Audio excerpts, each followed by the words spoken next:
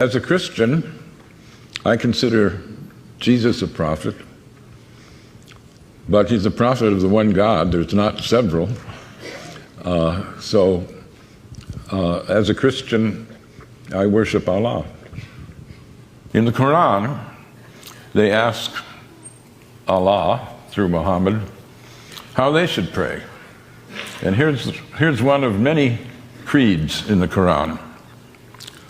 We believe in God and in what was sent down to us and what was sent down to Abraham, Ishmael, Isaac, Jacob, and the 12 tribes, and what was given to Moses, Jesus, and all the prophets by the Lord. We make no distinction between any of them, and we devote ourselves to him in all of them. That's a very inclusive creed.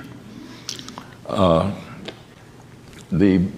narrow definers of Judaism sometimes say that the chosen people are the circumcised, and narrow believers in Christianity sometimes say that the chosen people are the baptized.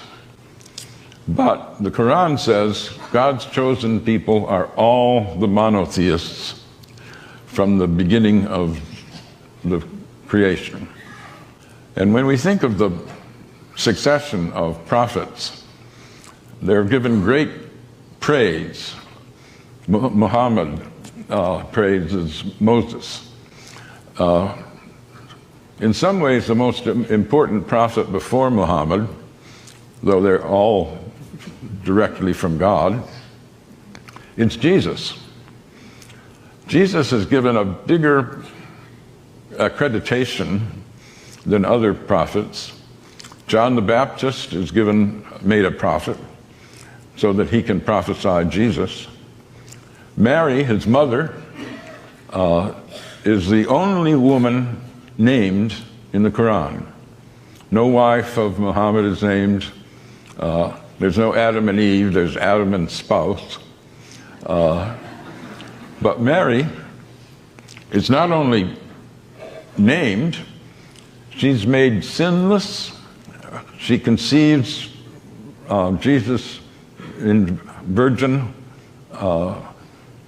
birth.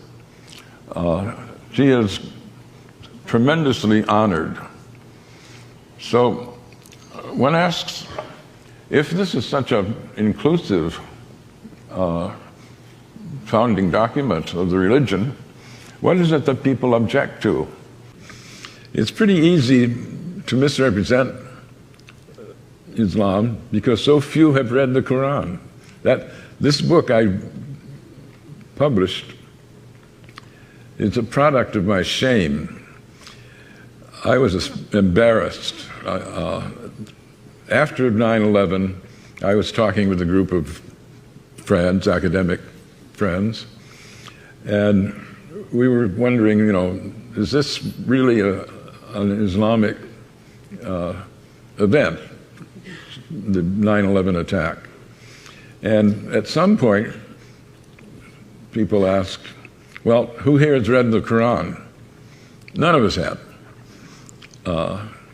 And a friend of mine said, not even you, Gary? I thought you were a student of religion. And I said, yeah, that's the problem. I'm totally ashamed. And so I went and have been trying to repair that stupidity ever since. But I've tried in a lot of venues to ask how many people have read the Quran. Dare I do it now? How many have read the Quran?